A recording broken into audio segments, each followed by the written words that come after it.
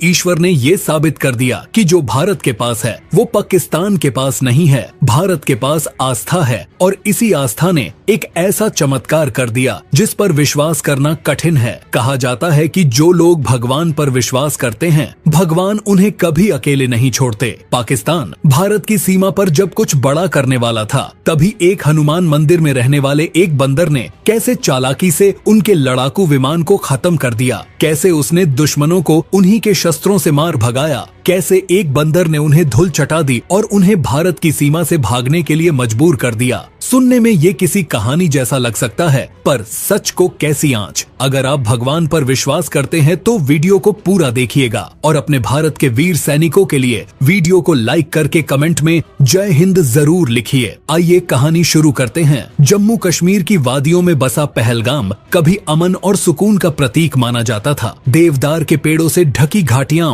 कल कल बहती लिद्दर नदी और मंदिरों की घंटियों की गूंज इस जगह को स्वर्ग सा बनाती थीं। लेकिन एक रात सब बदल गया। उस रात आसमान साफ था, तारे चमक रहे थे, मगर घाटी में कुछ परछाइयां सरक रही थीं। ये परछाइयां उन दरिंदों की थीं जो इंसान के वेश में भेड़िए थे। उन्होंने अचानक धावा बोला। मासूमों पर, निर्दोषों पर, बेटियों से उनका सिंदूर छीन लिया गया, माँ से उनके बेटों को छीन लिया गया। पहलगाम जो कभी देवताओं की भूमि कहा जाता था अब मातम की चादर ओढ़े खामोश पड़ा था। खबरें तेजी से फैलीं, सोशल मीडिया पर आंसू और आक्रोश उमड़ पड़े, टीवी पर एंकर चिल्लाने लगे। लेकिन देश के दिल में जो ज्वाला उठी वो इस बार बुझने वाली नहीं थी। दिल्ली में आपात बैठकें शुरू हुईं। प्रधानमंत्री ने सिर्फ 2 शब्द कहे, अब नहीं। भारतीय सेना को खुली छूट दी गई। जवाब तेज और सटीक था। सीमा पार जाकर उन ठिकानों को नेस्तनाबूद किया गया जहां से यह साजिश रची गई थी। भारत ने दिखा दिया कि वह न सिर्फ सहने वाला नहीं बल्कि सजा देने वाला भी है। लेकिन पाकिस्तान इस जवाब से तिलमिला गया। बदले की आग में उसने सीमा पर अपने सैनिकों और लड़ाकू विमानों की तैनाती शुरू कर दी। एक बड़ी टुकड़ी को पहलगाम की ओर बढ़ने का आदेश दिया गया। भारत की जमीन पर फिर से खतरे की आहट थी। इसी सीमा से कुछ ही दूरी पर घने जंगलों में एक पुराना हनुमान मंदिर था। छोटा सा, पत्थर से बना हुआ। कोई पुजारी नहीं, कोई चढ़ावा नहीं, लेकिन आसपास के लोग कहते थे कि वहाँ एक बंदर रहता है। नाम था उसका बजरंगी। कहते हैं वह वर्षों से वहाँ है। उम्र का कोई अंदाजा नहीं, लेकिन चाल में दम था, आंखों में चिंगारी और शरीर में ऐसी फुर्ती कि बड़े बड़े जवान हैरान हो जाए। कुछ कहते थे कि वह चमत्कारी है, जंगल में खोए बच्चों को खोज लाता है, घायल परिंदों की मरहम पट्टी करता है और जब मंदिर के पास कोई भीड़ आती है तो छत पर चढ़कर घंटियां बजाता है। फौजी कैंप के कुछ जवान उसे देखते थे, खाना देते थे, पर ज्यादातर उसे एक मजाक मानते थे।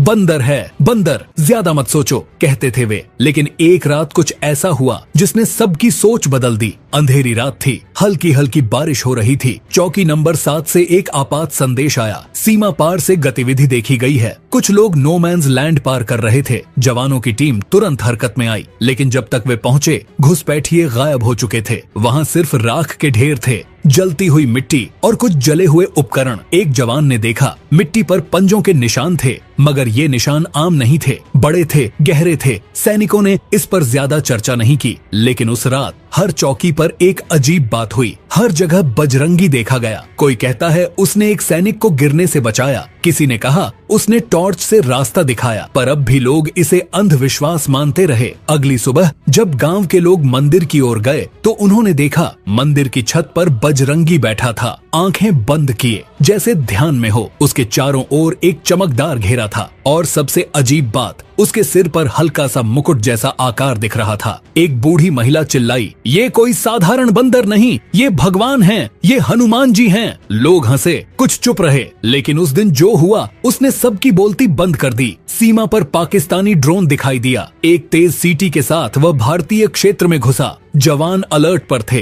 गोलियां चलाई गईं, पर वह तेजी से उड़ रहा था और तभी हवा में एक आकृति उछली। वो बजरंगी था। किसी ने कैमरे में कैद किया। उसने एक छलांग में ड्रोन तक पहुंचकर उसे दोनों हाथों से पकड़ लिया और जमीन पर दे मारा। ड्रोन फट गया। बजरंगी बिना किसी डर के वापस मंदिर की छत पर चढ़ गया। अब यह मजाक नहीं रहा। सेना ने तुरंत क्षेत्र को सील कर दिया। मंदिर पर सुरक्षा बढ़ा दी गई, बजरंगी की हर हरकत पर नजर रखी जाने लगी। लेकिन सवाल एक ही था, वह बंदर कौन है? इस कहानी की शुरुआत हो चुकी थी और यह कहानी सिर्फ एक चमत्कारी बंदर की नहीं थी, यह उस शक्ति की थी जो संकट में अपनों की रक्षा करने आती है, कभी इंसान के रूप में, कभी पशु के और कभी ऐसी आकृति में जिसे कोई समझ नहीं पाता। बजरंगी की पहली छलांग ने सबको हिला कर रख दिया था। अब वो केवल एक अफवाह नहीं रहा, सेना, सरकार और वैज्ञानिकों की नजरें अब उसी पर थीं। मगर सवाल वही था, वो बंदर आखिर है कौन? भारतीय सेना की इंटेलिजेंस यूनिट ने तत्काल एक विशेष टीम तैनात की। कोड नाम दिया गया ऑपरेशन संकट मोचन। इस टीम में वैज्ञानिक, धर्मशास्त्री और रिटायर्ड सेना अधिकारी शामिल थे। उनका काम था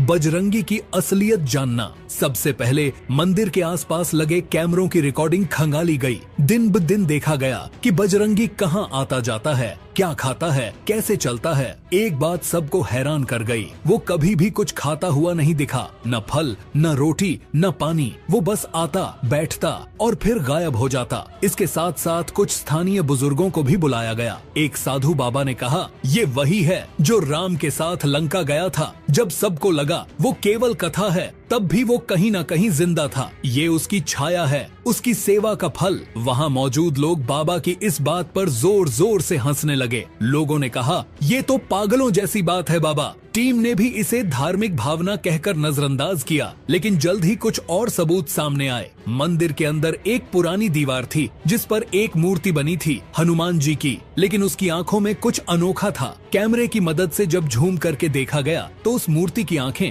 बिल्कुल वैसी ही थीं जैसी बजरंगी की, गहरी, चमकदार और उनमें हल्की सी सिंदूरी रेखा। वैज्ञानिकों ने एक डीएनए टेस्ट की भी कोशिश की। मंदिर के पास से बाल और खाल के नमूने जुटाए गए और लैब में भेजे गए, लेकिन रिपोर्ट आई तो सब दंग रह गए। नतीजे मानवीय और वानर दोनों से मेल नहीं खाते थे। एक नई अनजानी जाति का संकेत मिला, ऐसा कुछ जो धरती पर पहले कभी नहीं देखा गया। इसी बीच कुछ जवानों ने अपनी आप बीती सुनानी शुरू की। एक ने कहा, मेरी जान बची थी जब मेरी बंदूक जाम हो गई थी। सामने दुश्मन था और तभी एक तेज झोंका आया। वो बंदर था, उसने दुश्मन को धकेल दिया और मुझे निकलने का रास्ता मिल गया। एक और जवान ने कहा, मेरी माँ ने हमेशा कहा था कि हनुमान जी हर संकट में साथ होते हैं। अब मैं मानता हूँ, मैंने उस बंदर की आंखों में डर नहीं, करुणा देखी थी। अब यह सब महज संयोग नहीं लग रहा था। एक धार्मिक पत्रकार अर्चना शर्मा ने खुद जाकर मंदिर का दौरा किया और लाइव रिपोर्टिंग की। उन्होंने कहा, जब मैं मंदिर के पास पहुंची तो मेरे कैमरे ने काम करना बंद कर दिया, लेकिन मेरी आंखों ने जो देखा उसे मैं शब्दों में नहीं बयां कर सकती। वहाँ कोई शक्ति थी जो सिर्फ शरीर से नहीं,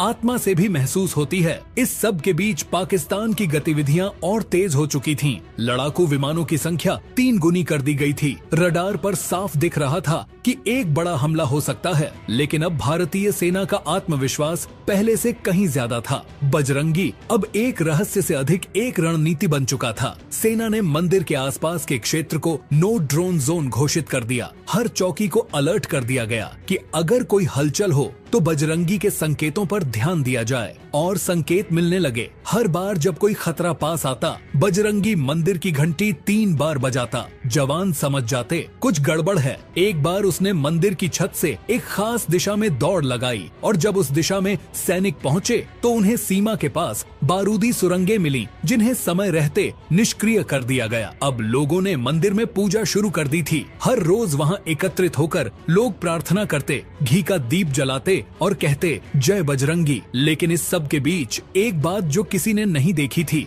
बजरंगी के शरीर पर एक निशान उभर रहा था, एक त्रिशूल का निशान। क्या वह कोई संकेत था? क्या वह कोई भविष्यवाणी की निशानी थी या फिर कोई शक्तिशाली चेतावनी? 7 मई की रात थी। आसमान बादलों से ढका हुआ था। सीमा पर असामान्य सन्नाटा था, जैसे किसी तूफान से पहले की खामोशी। भारतीय सेना पूरी तरह सतर्क थी। रडार पर संकेत साफ थे। पाकिस्तान की ओर से 10 लड़ाकू विमान भारतीय क्षेत्र की ओर बढ़ रहे थे। सेना के उच्च अधिकारी पहले ही चेतावनी जारी कर चुके थे। हर सैनिक अपने मोर्चे पर तैयार था, लेकिन सबकी निगाहें अब एक और चीज पर थीं। बजरंगी वह कहाँ है? रात 2:14 मंदिर की घंटी अचानक 3 बार बजी, तेज गूंजती हुई, जैसे किसी ने उसे पूरे जोर से खींचा हो। सेना ने तुरंत संदेश प्रसारित किया, code red, Bajrangi signal confirmed. इसके ठीक 10 मिनट बाद लिद्दर नदी के पार एक जोरदार धमाका हुआ। एक विमान भारतीय क्षेत्र में घुस चुका था और मिसाइल दाग चुका था, लेकिन मिसाइल जमीन से टकराने से पहले ही आसमान में फट गई। कैमरा फीड में एक आकृति दिखी,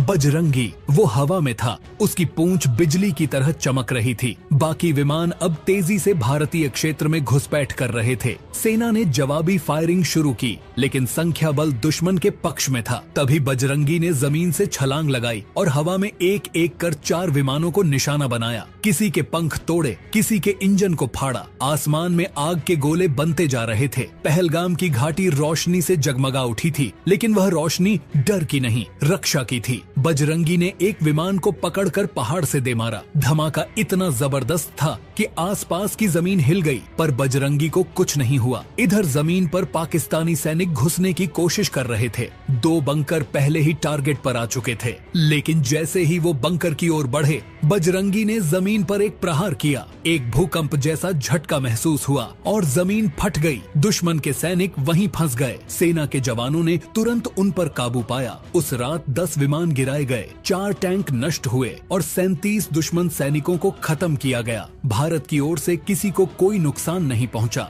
अगली सुबह बजरंगी मंदिर की छत पर वापस आया। उसका शरीर धुएं से काला हो गया था, लेकिन उसकी आंखें और तेज चमक रही थीं। उसने मंदिर की मूर्ति के सामने सिर झुकाया, फिर गायब हो गया। सेना ने उस दिन को नाम दिया बजरंगी रात्रि। भारत सरकार ने आधिकारिक बयान जारी किया, हमारे जवानों की बहादुरी और एक अदृश्य रक्षक की वजह से भारत सुरक्षित है। पर अभी तो कुछ ऐसा होना था जिसकी कल्पना किसी ने नहीं की थी। अब यह तो स्पष्ट था कि बजरंगी कोई साधारण प्राणी नहीं, कोई रहस्यमय शक्ति था। कुछ कहते थे वो स्वयं हनुमान थे, कुछ कहते थे वह उनके भेजे गए दूत थे, लेकिन एक बात तय थी, उस रात भारत अकेला नहीं था। बजरंगी रात्रि के बाद पूरी भारतीय सेना में एक अलग ही ऊर्जा थी। जवानों की आंखों में जोश था और दिलों में विश्वास। अब वे अकेले नहीं थे, बजरंगी उनके साथ था। दिल्ली में रक्षा मंत्रालय ने तुरंत उच्च स्तरीय बैठक बुलाई। सेनाध्यक्ष, राष्ट्रीय सुरक्षा सलाहकार और प्रधानमंत्री खुद मौजूद थे। विषय एक ही था,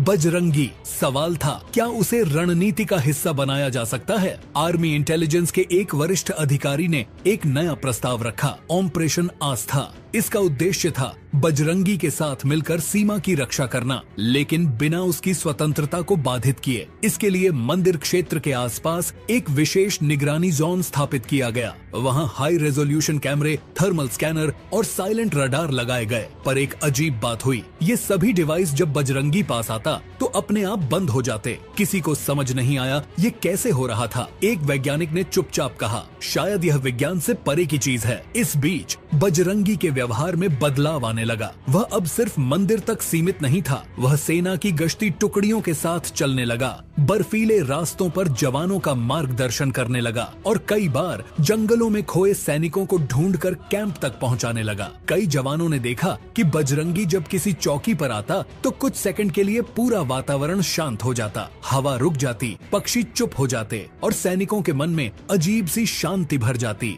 यह सामान्य नहीं था। दूसरी ओर पाकिस्तान की खुफिया एजेंसी को भी इस बंदर के बारे में जानकारी मिल चुकी थी। उन्होंने इसे रेड प्राइम नाम दिया और इसकी ताकत का आकलन शुरू कर दिया। पाकिस्तान ने अपने 2 प्रमुख रणनीतिक विशेषज्ञों को भारत सीमा के नजदीक भेजा, यह जानने के लिए कि बजरंगी क्या है और कैसे उससे निपटा जाए। इधर भारत ने एक खास टीम बनाई, टीम संकट मोचन। इसमें 12 जवान चुने गए जो फिजिकल और मानसिक रूप से बेहद मजबूत थे। इनका कार्य था बजरंगी के साथ एक सामंजस्य बनाना, उसके इशारों को समझना और उसके मुताबिक कार्रवाई करना। टीम के लीडर मेजर आदित्य राणा ने सबसे पहले जो बात नोट की वह थी बजरंगी की टाइमिंग। जब भी कोई खतरा आता, बजरंगी ठीक 5 से 7 मिनट पहले किसी ऊंचाई पर जाकर बैठता। वहाँ से वह एक खास दिशा में देखता रहता और फिर अचानक हरकत करता। राणा ने अपनी टीम से कहा, वो सिर्फ देख नहीं रहा, वह आने वाले खतरे को पहले से महसूस कर लेता है। यह एक बड़ी खोज थी। अब सेना ने अपनी सिग्नल प्रणाली को बजरंगी की गतिविधियों से जोड़ दिया। जहाँ वह जाता वहाँ पहले से स्कैनिंग शुरू कर दी जाती।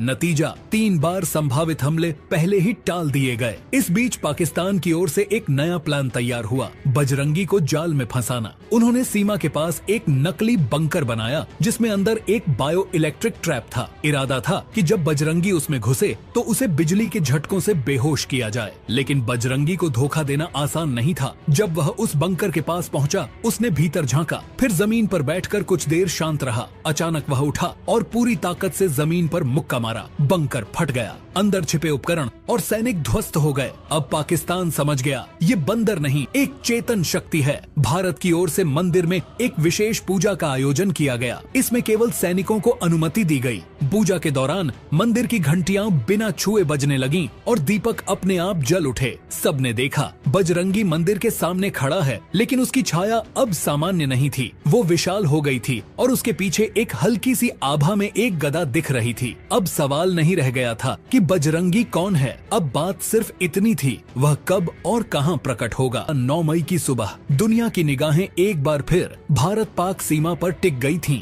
अंतर्राष्ट्रीय मीडिया को भी अब यह एहसास हो गया था कि पहलगाम में जो कुछ हो रहा है वो सिर्फ 2 देशों का सैन्य संघर्ष नहीं, एक अद्भुत और अलौकिक घटना है। दुनिया के सभी बड़े समाचार चैनलों ने कैमरे वहीं गाड़ दिए थे। पाकिस्तान ने अब की बार अपनी सबसे बड़ी सैन्य योजना शुरू की थी, ऑपरेशन काला बादल। इसमें 20 लड़ाकू विमान, 10 टैंक, 200 से अधिक स्पेशल फोर्स कमांडो और ड्रोन शामिल थे। उनका उद्देश्य था भारत की एक सीमा चौकी को पूरी तरह नेस्तनाबूद करना। इधर भारतीय सेना ने पूरी तैयारी कर ली थी, लेकिन सबकी नजर एक ही तरफ थी, क्या बजरंगी फिर आएगा? सुबह 10:27 पर रडार पर हलचल दिखी। 15 विमान भारतीय क्षेत्र की ओर बढ़ रहे थे। जमीन पर टैंक और कमांडो पहले ही अपनी पोजीशन में थे, लेकिन मंदिर की घंटी अब तक नहीं बजी थी। जवानों की सांसें अटक गईं। फिर ठीक 10:31 पर मंदिर की घंटी खुद ब खुद 5 बार बजी। पूरे क्षेत्र में एक कंपन सी दौड़ गई। बजरंगी अब तक नहीं दिखा था। आसमान में धमाके होने लगे।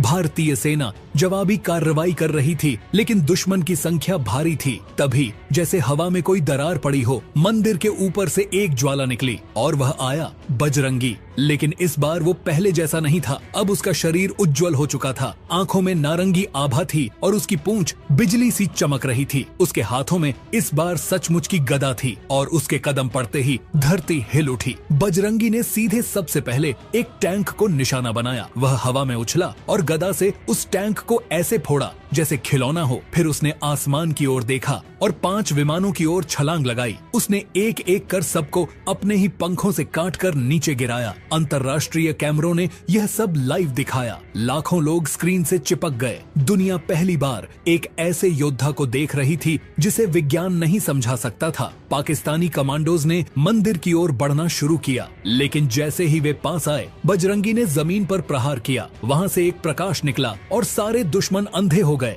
भारत के जवान अब बजरंगी के पीछे पीछे थे, हर दिशा में उसका आदेश मानते हुए लड़ाई कर रहे थे। लड़ाई 3 घंटे चली। अंततः पाकिस्तान ने पीछे हटने का आदेश दिया। उनके 17 विमान गिराए गए, सभी टैंक नष्ट हुए और जमीन पर मौजूद लगभग पूरी टुकड़ी आत्मसमर्पण कर चुकी थी। बजरंगी ने अंतिम प्रहार के बाद मंदिर की छत पर चढ़कर गदा हवा में घुमाई और एक तेज प्रकाश के साथ वह मंदिर के अंदर समा गया। मंदिर की मूर्ति में हल्की सी मुस्कान उभर आई। भारत में चारों ओर एक ही नारा गूंजा, जय बजरंगी। संयुक्त राष्ट्र ने इस घटना को चमत्कार की श्रेणी में रखा। वैज्ञानिकों ने कहा, हम नहीं समझ सकते इसे। धर्म गुरुओं ने कहा, अब भी शक है। बजरंगी के चमत्कार को लेकर पूरी दुनिया में भूचाल सा आ गया था। अमेरिका, रूस, जापान, फ्रांस, इजराइल, हर बड़े देश की खुफिया एजेंसियां अब पहलगाम की ओर रुख कर चुकी थीं। एक साधारण से मंदिर में जो हुआ था था वो विज्ञान के लिए पहेली बन चुका था और आस्था के लिए प्रमाण। एक बड़े समाचार चैनल ने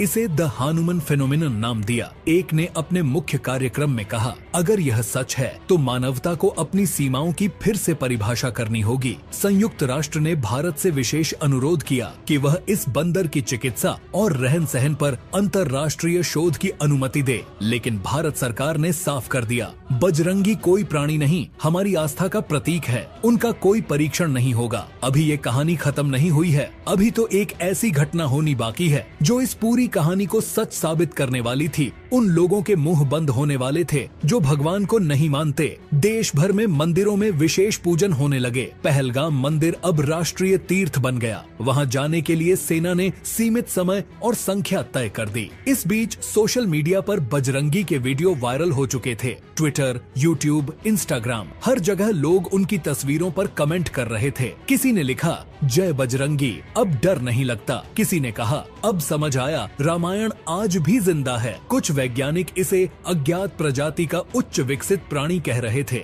एक रिपोर्ट में लिखा गया, यह शायद पृथ्वी पर हजारों वर्षों से छिपी कोई शक्ति है जिसे संकट ने बाहर लाया है। लेकिन भारत में लोगों को किसी प्रमाण की जरूरत नहीं थी। उनके लिए बजरंगी अब हनुमान जी का अवतार थे। एक बच्ची ने अपने स्कूल प्रोजेक्ट में लिखा, बजरंगी भगवान हैं जो हमें बचाने आए थे। इसी दौरान एक सम्मेलन हुआ। वेटिकन, मक्का, काशी और तिब्बत के धर्मगुरु एक मंच पर आए। विषय था, क्या ईश्वरीय शक्तियाँ आज भी हमारे बीच हैं? सभी ने एक मत से कहा, ईश्वर रूप बदलते हैं लेकिन जाते नहीं। भारत सरकार ने उस क्षेत्र को अलौकिक संरक्षित क्षेत्र घोषित कर दिया। वहाँ वैज्ञानिक शोध तो रोका गया, लेकिन धार्मिक यात्राओं को नियंत्रित अनुमति दी गई। बजरंगी अब कहीं नहीं दिख रहे थे, लेकिन मंदिर की मूर्ति से हर रात हल्की चमक निकलती थी, जैसे वो वहाँ अब भी हैं। कुछ वैज्ञानिकों ने दावा किया कि उन्होंने मंदिर के आसपास रेडियो एक्टिव वेव्स में असामान्य ऊर्जा देखी है, लेकिन जैसे ही वे नजदीक जाने की कोशिश करते, उनके उपकरण बंद हो जाते। एक वैज्ञानिक ने कहा, यह विज्ञान का क्षेत्र नहीं, श्रद्धा की सीमा है। मीडिया का दबाव कम हुआ, लेकिन श्रद्धा बढ़ती गई। हर त्योहार पर वहाँ लाखों दीप जलाए जाते। जवान जब सीमा पर जाते तो मंदिर से सिंदूर लगाकर निकलते। उनकी राय में जब बजरंगी साथ हैं तो डर किस बात का। कई हफ्ते बीत चुके थे। पहलगाम अब एक तीर्थ, एक संतुलन का प्रतीक बन चुका था। वहाँ की हवाओं में अब भी बजरंगी की उपस्थिति महसूस होती थी, मगर अब वो दिखता नहीं था, न मंदिर की छत पर, न सीमा की बंकरों के पास। लेकिन उसकी अनुपस्थिति में भी उसकी मौजूदगी हर जगह थी। एक सैनिक ने बताया, कभी कभी जब गोली चलती है और दुश्मन सामने होता है, एक हल्की सी हवा पीठ पर लगती है, जैसे कोई कह रहा हो, डर मत, मैं हूँ। देश के बच्चे अब बजरंगी दिवस मनाने लगे थे। हर साल 11 अगस्त को स्कूलों में बच्चों को बजरंगी की कहानी सुनाई जाती और उन्हें सिखाया जाता साहस, सेवा और समर्पण का क्या अर्थ है। लेकिन एक रात एक चमत्कार फिर हुआ। मंदिर के सामने एक बूढ़ा साधु प्रार्थना कर रहा था। अचानक आकाश में चमक उठी, मंदिर की मूर्ति से तेज प्रकाश निकला। साधु पीछे हट गया, लेकिन तभी एक शांत आवाज गूंजी, जब तक भक्त हैं रक्षक लौटता रहेगा। मूर्ति की आंखें एक पल के लिए खुली और बजरंगी का चेहरा उसमें दिखा। कोई डर नहीं, कोई युद्ध नहीं, बस शांति और आशीर्वाद। फिर मूर्ति सामान्य हो गई, लेकिन मंदिर की दीवार पर एक नया चिन्ह उभर आया, एक सिंदूरी हुई हाथ की छाप। सरकार ने इसे बजरंगी का अंतिम आह्वान माना। मंदिर को अब राष्ट्रीय सुरक्षा प्रतीक घोषित कर दिया गया। वहाँ अब कोई वैज्ञानिक अध्ययन नहीं होता, न प्रचार, वहाँ सिर्फ श्रद्धा होती है और सेवा। कुछ कहते हैं बजरंगी अब हिमालय की गुफाओं में हैं, कुछ कहते हैं वो हर युद्ध में सैनिकों के पीछे खड़े होते हैं, कुछ तो यहाँ तक मानते हैं कि वो अब हर दिल में हैं, जो अन्याय के खिलाफ खड़ा होता है। कहानी वहाँ खत्म नहीं होती। हर बार जब संकट आएगा, कोई न कोई बजरंगी फिर से जन्म लेगा। कभी एक साधारण से बंदर के रूप में, कभी एक जवान की गोली में और कभी किसी माँ की प्रार्थना में। और जब कोई पूछेगा क्या भगवान आज भी आते हैं, तो जवाब होगा हाँ। जब संकट आता है तो वो खुद नहीं आते, वो बजरंगी बनकर लौटते हैं।